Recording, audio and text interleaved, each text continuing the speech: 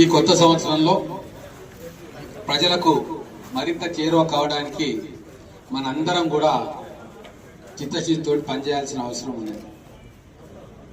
మొన్న డిసెంబర్కి 2 సంవత్సరాలు పూర్తయినాయి. కాంగ్రెస్ పార్టీ ప్రజాపాలన ఎట్లా ఉంటుంది అనేది మనందరం కూడా 2 సంవత్సరాలు కష్టపడి ప్రజలకు దగ్గరైనాం. సంక్షేమ కార్యక్రమాలన్నీ కూడా ప్రజల్లోకి తీసుకుపోగలిగినాం.